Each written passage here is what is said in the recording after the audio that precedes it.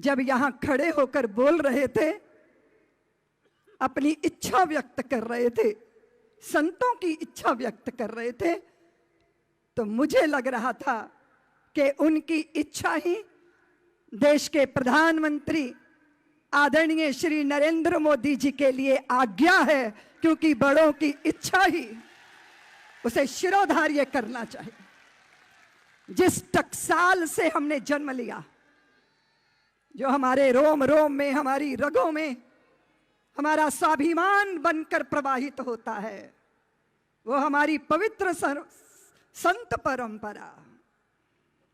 जब आदरणीय शैलेंद्रनाथ जी बोल रहे थे, तो उनके कहने का भाव यही था कि हम भारतीयों की इच्छा, हम हिंदुओं की आस्था, क्या आप समलिंगियों से भी गई बीती मानते हैं कि आपके लिए श्री राम जन्मभूमि के मंदिर का विषय प्राथमिकता नहीं रखता? इससे बढ़कर हिंदू जाति का अपमान और क्या हो सकता है?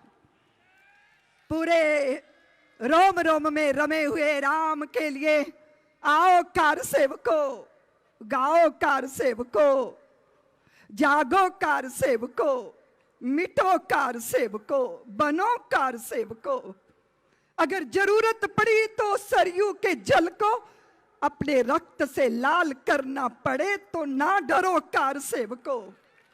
ऐसी भावना व्यक्त करने वाले पूज्य ब्रह्मलीन अशोक सिंघल जी, जिनके चित्त में ये भाव हमेशा दर्द बनकर, पीड़ा बनकर, कदाचित हम देख सकें वो भव्य राम मंदिर का निर्माण होता, हम देख सकें, ऐसी पीड़ा लेकर जो प्रयाण कर गए, पर उन्हीं की जिम्मेदारी संभाली हमारे विश्व हिंदू परिषद के कार्याध्यक्ष श्री आलोक जी ने। जब न्यायालय की समस्त व्यवस्था को हमारे सम्मुख रखा, तो हमारी दिमाग की खिड़कियां खुल गईं।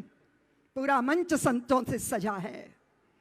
बहुत बार लोगों को लगता है कि राम जन्मभूमि का विषय हम कानूनी हथकंडों से उलझा देंगे, लेकिन साधु महात्मा यहां बैठे हैं, उनके पास कुछ डंडे हैं। वो डंडे लकड़ी के नहीं हैं, वो दंड आस्था के हैं, वो दंड त्याग के हैं, वो दंड तप के हैं। मौन रहते हैं, बात नहीं करते, क्योंकि हम वो संत परंपरा से जुड़े हुए हैं जो सारे जगत को पंचशील का संदेश देते हैं। हमें संयम रखना भी आता है, हमें कष्ट झेलना भी आता है, हम मौन रहना भी जानते हैं।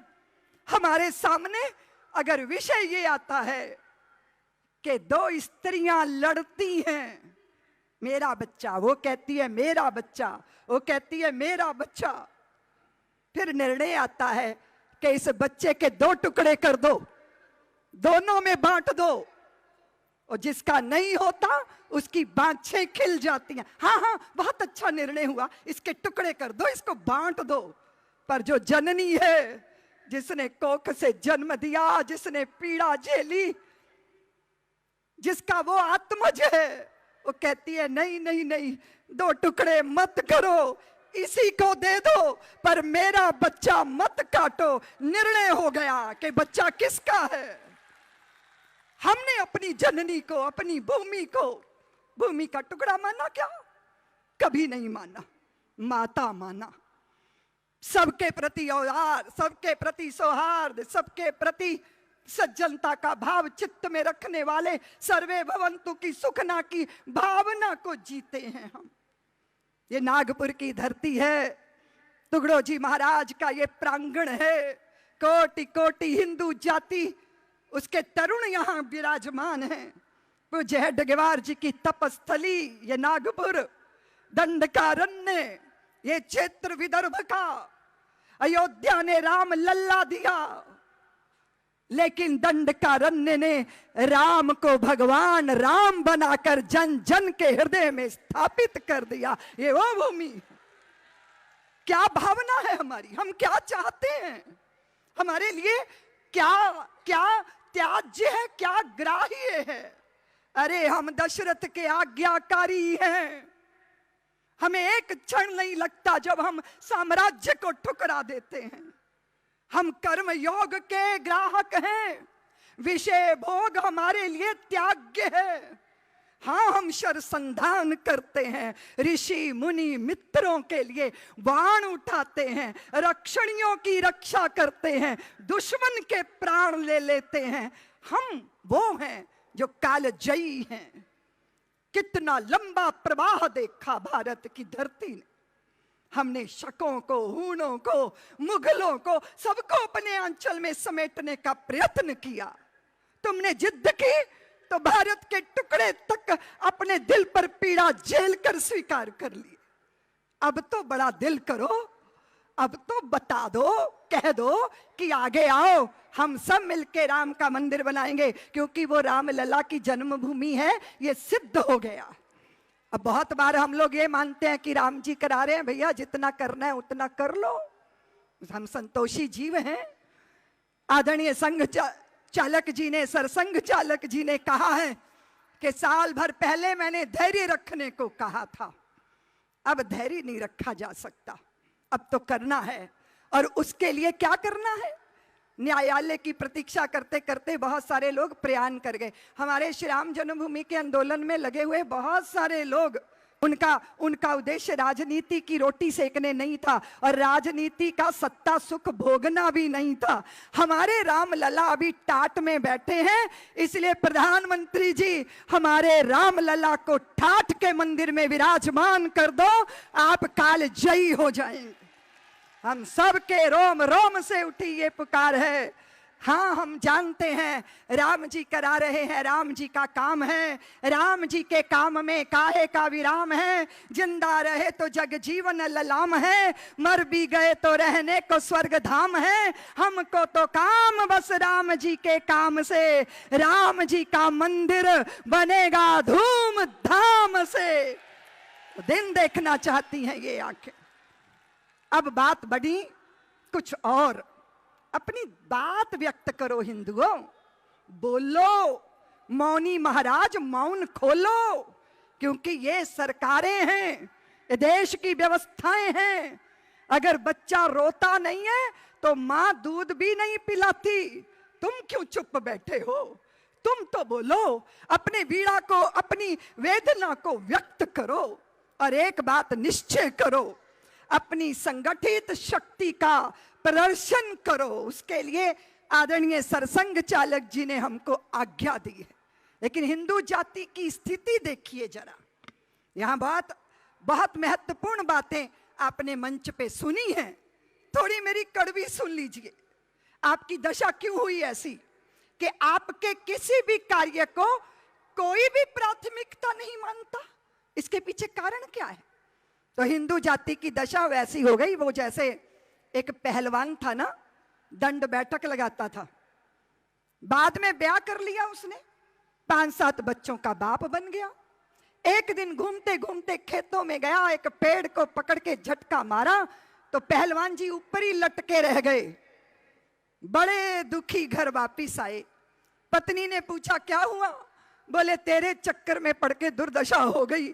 जब कुआरा था तो पेड़ की डाल पकड़ के झुका देता था, अभी तो मैं ऊपर ही लटका रह गया। पत्नी बोली अकेले क्यों गए थे? ये 5-7 हट्टे कट्टे पुत्र आपके, सबको लेके चलिए। पहलवान जी पुत्रों के साथ चला खेतों में, पेड़ की डाल पकड़ के नीचे झटका मारा, वो डाल नहीं पूरा वृक्ष झुककर नीचे आ गया। पत्नी बोली पहलवान जी आपकी ताकत कहीं चली नहीं गई, 5-7 बच्चों में बट गई थी। तो हिंदुओं आपकी भी ताकत कहीं चली नहीं गई है, आपकी जातिवाद में, पार्टीबाजी में बट गई है। इसलिए मुट्ठी की तरह बंधिए, संगठित होइए। ये हरिजन, ये दलित, अभी 2 दिन पहले एक नेता कांग्रेस का बोला कि साध्वी रितंबरा की जात क्या है, उमा भारती की जात क्या है, नरेंद्र मोदी की जात क्या है। तो मैंने कहा सीपी जोशी तुम्हारी जात है कैंची, समाज को काटना, और हमारी जात है सुई, कटे हुए समाज को प्रेम के सूत्र में जोड़ देना। और प्रेम है हमारी जात, करुणा है हमारी जात। हम भारत की धरती के लाडले हैं, देश के स्वाभिमान के लिए सर्वस्व कुर्बान करने की हिम्मत हमारे भीतर है। हम दशरथ के आज्ञाकारी हैं। हमारा परिचय पूछते हो तो हम शिव के कार्तिकेय हैं। हमारा क्रीड़ांगन कैलाश है और देवों का सेनापति बनना ये हमारा इतिहास है। तुम हमारी बात करते हो तो फिर हमारी पूरी परंपरा का परिचय आंखें खोलकर देखो। मैं आप सबके बीच में एक ही बात कहने जा रही हूं। चुनाव के दिन आते हैं तो कुकुरमुत्तों की तरह लोगों के गंदे विचार बाहर निकलते हैं। हिंदू जाति को जातियों में विभाजित करने के षड्यंत्र चलते हैं। मेरा एक मंत्र है इस हुंकार सभा में हिंदुओं, उसको याद रखिएगा। हम यदि आपस में बट जाएंगे, हम यदि आपस में बट जाएंगे तो हिंदू चेतना के बिंदु धुंध लाएंगे। राम शबरी के बेर कैसे खाएंगे और वाल्मीकि सीता को कैसे निभाएंगे। हरिजन स्वर्ण पिछड़ों के ये नाते, इन्हें तोड़ने की जो साजिश रचाते उन्हें हम धूल में मिला के रहेंगे और हम राम मंदिर बना के रहेंगे। संस्कृति के पावन अभियान के लिए, हिंदू चेतना के अभियान के लिए, हिंदू हिंदी हिंदो हिंदुस्तान के लिए, धर्म के अनूठे अनुष्ठान के लिए, संस्कृति के पावन विहान के लिए सारे अवरोधों को हटा के रहेंगे और हम राम मंदिर बना के रहेंगे। राम दीनों दलितों के भगवान हैं, एक नहीं, इसके लाखों प्रमाण हैं। राम केवटों के, धोबियों के, शबरियों के प्राण हैं।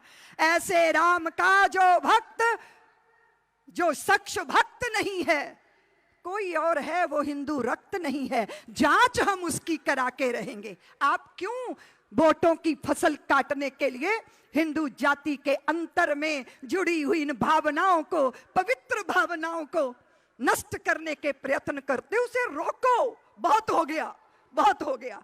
मैं एयरपोर्ट पे उतरी, पत्रकारों ने कहा दीदी माँ आप आ गई क्योंकि चुनाव के दिन आ गए। मैंने कहा 26 साल बाहर नहीं निकली हूं, 26 साल। अभी हमारे बंधु कह रहे थे कि दीदी माँ 92 से इस अभियान से जुड़ी हैं, तो माननीय आलोक जी ने कहा कि वो भूल गए 92 तो राम जन्मभूमि के आंदोलन का क्लाइमैक्स था। हम 84 से गली गली गांव गांव की धूल फांकते, सिर पर धारण करते हुए हिंदू जाति के गौरव के लिए हर पल हर